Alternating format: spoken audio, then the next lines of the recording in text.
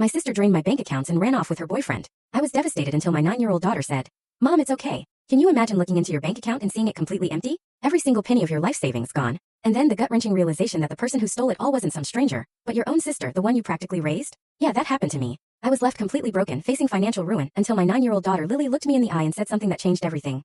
"Mom, don't worry. I handled it. You're going to want to hear what happened next. My name is Georgina. I'm 35, a single mom living in Seattle, and I used to believe my sister, Ashley, and I had an unbreakable bond. Ashley came into my life when I was 7 years old. I still remember the day my parents brought her home from the hospital, her tiny fingers wrapping around mine when I first held her. That moment etched itself into my memory. Despite our 7-year age gap, we were inseparable. I taught her how to ride a bike, helped with her homework, and even scared away the monsters under her bed. She followed me everywhere, wearing my hand-me-downs with such pride, trying to mimic everything I did. We shared secrets, dreams, and that special language only siblings understand. Our childhood wasn't perfect, not by a long shot. When our parents started fighting, Ashley would crawl into my bed, and I'd tell her stories until she fell asleep, trying to cocoon her from the harsh reality outside our little fort. The fights got worse as we got older. I was 18 and Ashley only 11 when our parents finally called it quits. The divorce was brutal, truly ugly. They used us as pawns in their bitter games. My mom moved across the country for a fresh start, while my dad just buried himself in work and of course a new girlfriend half his age. I couldn't leave for college as planned. Someone needed to be there for Ashley, and that someone was me. So I postponed my education, put my dreams on hold, and got a job at a local retail store. Every morning, I'd wake Ashley up for school,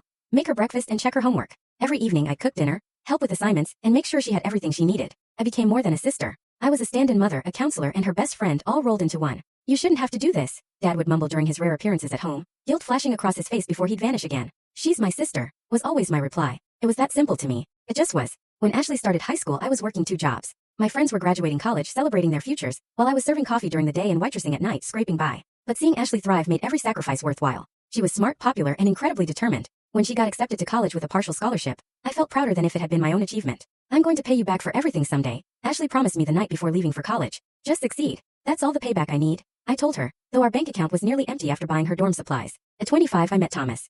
He was charming, ambitious, and seemed to adore me. Within a year we were married and I was pregnant with Lily. For a while life felt perfect. Ashley was doing well in college. I had a stable job as an administrative assistant at a marketing firm, and Thomas and I had a small but cozy apartment. Lily's birth was the happiest day of my life. She had my green eyes and Thomas's dimples, and I fell completely, utterly in love with her. Ashley drove 4 hours to meet her niece, bringing a handmade blanket she'd spent months knitting.